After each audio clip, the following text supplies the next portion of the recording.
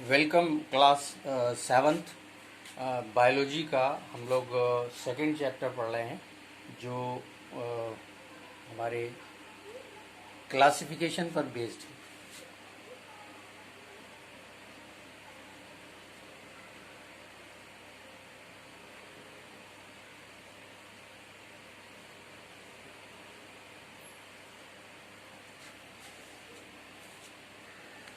Animal का modern classification AH विटिकर professor AH विटिकर के जरिए पेश किया गया है, जिसमें बजाय दो किंगडम के, पहले दो किंगडम का क्लासिफिकेशन चलता था, एक प्लांट किंगडम और एक एनिमल किंगडम।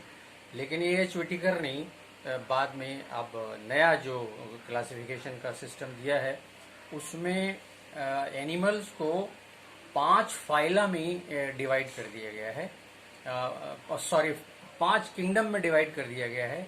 इसमें पहला किंगडम है मोनेरा, जिसमें ऐसे एनिमल जैसे बैक्टीरिया, इनको एडजस्ट किया गया। बैक्टीरिया के बारे में पहले बड़ा कंफ्यूजन था, whether the bacteria should be put in plants और they should be put in animals. It was very confused earlier. पहले because they are having a permanent cell wall, that is the characteristic of plant cells. They are also not having a well defined nucleus inside their body. They have only genetic material, some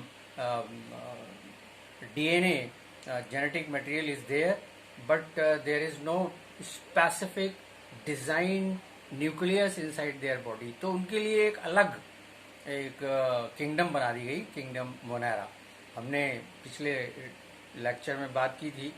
Monera में बहुत ही primitive bacteria हैं, बहुत ही primitive हैं, बहुत सालों हजारों साल से मौजूद हैं, हर जगह मौजूद हैं। ये हवा में हैं, पानी में हैं, ज़मीन में मिट्टी के अंदर हैं, प्लांट्स पर हैं, इंसानों के जिस्म पर हैं, इंसानों के जिस्म के अंदर हैं, एनिमल्स के जिस्म के अंदर हैं।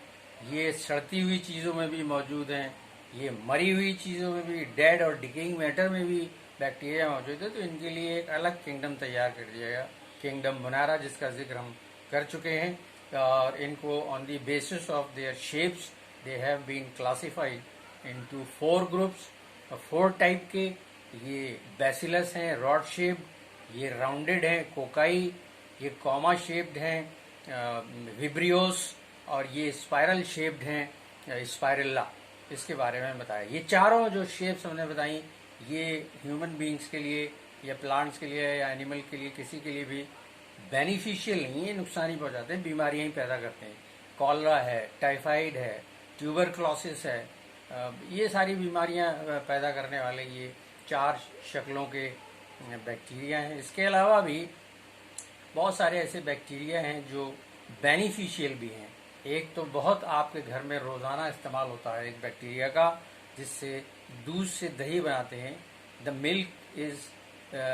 Milk converts into curd with the help of lactobacillus, rod shaped bacteria है।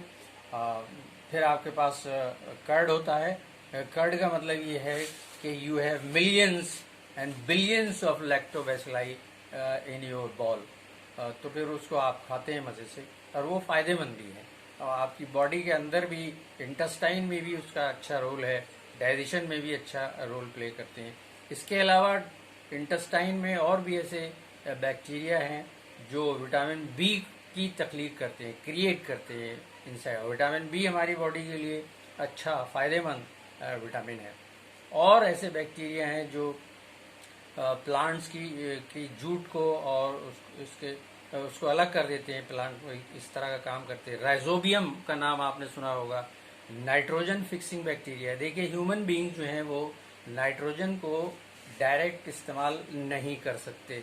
हालांकि जब हम सांस लेते हैं तो उस सांस में जो एयर हमारी बॉडी के अंदर यानी लंग्स में जाती है, तो उसमें 78% नाइट्रोजन है, 21% ऑक्सीजन है, 0.03% कार्बन डाइऑक्साइड है, ट्रेसेस ऑफ वेपर्स हैं, और ट्रेसेस ऑफ इनर्ट गैसेस, और ट्रेसेस ऑफ डर्ट भी है।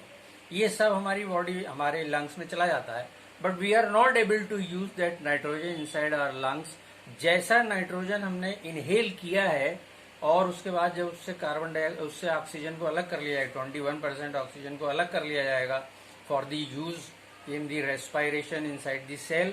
उसके बाद जब कार्बन डाइऑक्साइड को बाहर आना है तो carbon dioxide with nitrogen 78% nitrogen comes out of the body by exhaling, जब हम सांस बाहर निकालते हैं।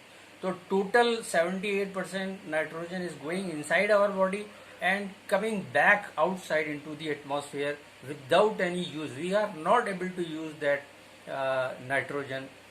तो उसके लिए कुदरत ने हमें एक बैक्टीरिया दिया है, नाइट्रोजन फिक्सिंग बैक्टीरिया। ये एटमॉस्फेरिक नाइट्रोजन को सॉइल में फिक्स करता है और उनकी प्लांट्स की जड़ों तक पहुंचाता है। जो प्लांट, मान लीजिए हम एक ऐसे खेत में खड़े हैं जिसमें मटर के पौधे उगे हुए हैं, तो मटर के पौधों की जड़ जमीन के अंदर है और बैक्टीरिया अपना काम कर रहे हैं फिक्सेशन ऑफ नाइट्रोजन, और that nitrogen is given to that plant. और जब हमें भी नाइट्रोजन की बहुत जरूरत है because the formation of new type of protein in our body is not done without the nitrogen. Nitrogen is one of the factor of the proteins.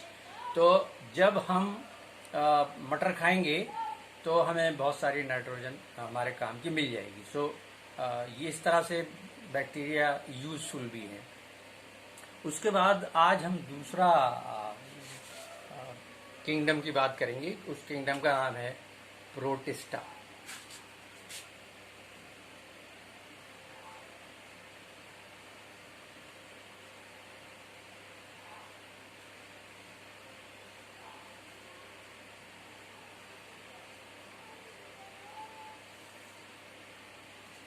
पहले ये किंगडम जो बड़ी किंगडम थी जिसमें सब बैक्टीरिया और सब यूनिसेलर, ये सारी छोटी छोटी चीज़ें ये उसमें आती थी, उसको कहते थे प्रोटोजोआ, प्रिमिटिव एनिमल्स का, यूनिसेलर एनिमल।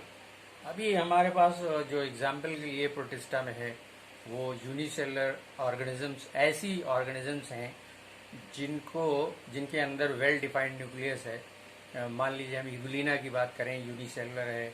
मान लीजिए हम अमीबा की बात करें, यूनिसेलुलर है। इसके अंदर एक वेल डिफाइंड न्यूक्लियस है। Nucleus is the place, is the centre of the cell for the animal. Now we have to say the amoeba proteus is a perfect animal, though it is made up of only one cell, unicellular, but it is having all the characteristic features of a living being. ये locomote करता है, the single cell is लोकोमोटिंग। ये nutrition लेता है, खाना पकड़ने की तरकीबें इसके पास है, लोकोमोशन के लिए इसके पास सीडोपोडिया हैं। ये डाइजेस्ट करता है, जब ये फूड वैक्यूल बना लेता है तो ये फूड को डाइजेस्ट करता है, उसको एब्जॉर्ब करके उसका इस्तेमाल करता है, और उसके बाद जो वेस्ट, जो बेकार चीज़ें बचती हैं उनको एक्सपेल आउट भी करता है बॉडी से। इजेशन भी है इसके पास, डाइजेशन भी है इसके पास, इंजेशन भी है इसके पास। यानी न्यूट्रिशन का पूरा सिस्टम जो किसी well defined multi cellular organism में हो सकता है वो अमीबा प्रोटियस में भी पाया जाता है। ये रिप्रोड्यूस भी करता है। Reproduction is one of the most important characteristic of living being. तो ये कैरेक्टरिस्टिक भी पूरे करता है। लोकोमोशन भी है इसमें, न्यूट्रिशन भी है इसमें, एक्सक्रीशन भी है इसमें, और ये सेंसिटिव भी है अपने एटमॉस्फेयर से। जहाँ ये जिस हैबिटेट में ये रहता है उस हैबिटेट में क्या हो रहा है, क्या अच्छा है क्या बुरा है, उसका ये फैसला कर सकता है। इसके पास इतनी समझ है। इसका मतलब सेंसिटिव भी है ये, यानी सेंस जैसी चीज जो बहुत डेवलप्ड एनिमल्स में पाया जाता है वो एक यूनिसेलुलर एनिमल में भी मौजूद है। तो ये यूनिसेलुलर ऑर्गेनिजम्स इस प्रोटिस्टा में रखे गए हैं। दो खास तौर से नाम आपकी बुक में आते हैं, अमीबा और यूग्लिना। यूग्लिना ऐसा है जिसके आगे से एक लंबा थ्रेड लाइक स्ट्रक्चर निकला रहता है, फिलामेंट कह सकते हैं इसको, तो वो इसके मूवमेंट के लिए होता है। बहरहाल इसके बारे में जब हम बात करते हैं तो इसमें सबसे इम्पोर्टेंट हमको लगता है लोकोमोशन। लोकोमोशन के लिए अब इसकी कोई ये एक सेल है तो, और एनिमल सेल है, तो इसके पास कोई परमानेंट सेल वॉल नहीं होगी। तो इसका मतलब इसकी सबसे बाहर की बाउंड्री जो होगी वो सेल मेम्ब्रेन है, या उसको और टेक्निकली और इम्पोर्टेंट लफ्ज से जाने तो वो प्लाज्मा मेम्ब्रेन है। Because of the presence of plasma membrane there is no any permanent shape given to that amoeba proteus. तो जब परमानेंट शेप नहीं है तो किसी वक्त भी शेप बदल जाती होगी, इसीलिए इसको कहते हैं इर्रेगुलर शेप्ड। तो इर्रेगुलर शेप इसीलिए है कि ऑल द टाइम ये अमीबा प्रोटियस लोकोमोट करने के लिए नए नए फीट, पैर बनाता रहता है, जो फॉल्स फीट हैं, ट्रू नहीं है, कायम नहीं रहेंगे, फॉल्स फीट हैं। तो इसीलिए उनका नाम है सीडो। सीडो का मतलब होता है फॉल्स, काजिव या झूठा। सीडो पोडिया, पॉड का मतलब लैग, सीडोपोडिया यानी फॉल्स लैग्स या फॉल्स फुट। तो ये फॉल्स फुट जिधर बनाता है उधर अंदर का जितना भी साइटोप्लाज्म या प्रोटोप्लाज्म है उधर ढुलक जाता है, तो वो बढ़ता चला जाता है और उस साइड में साइटोप्लाज्म या प्रोटोप्लाज्म भरता चला जाता है। इस तरह से उसकी जगह चेंज हो जाती है। इसी बीच में अगर अमीबा प्रोटियस, ये लोकोमोशन हो गया उसका, इसी तरह बढ़ता जाएगा। जब एक जगह जमा हो जाएगा इसका पूरा प्रोटोप्लाज्म तो नया सीडोपोडिया बनाएगा, तो उधर मटेरियल जाने लगेगा तो उधर की तरफ बढ़ेगा। और इसी बीच में ये तो लोकोमोशन हो गया सीडोपोडिया की मदद से। इसी बीच में अगर इसको लगता है कि कहीं पर कोई फूड पार्टिकल है, तो फूड पार्टिकल के पास वो सीडोपोडिया, मान लीजिए उसने देखा कि ये इधर की तरफ एक सीडोपोडिया बना है, तो उसने देखा एक फूड पार्टिकल है। फूड पार्टिकल को देखा तो यहां पर आके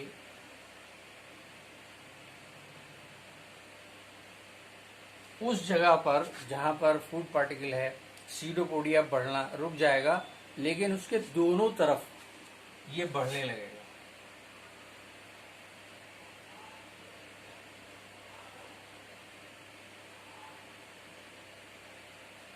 और बढ़ता चला जाएगा और एक हद वो आएगी कि ये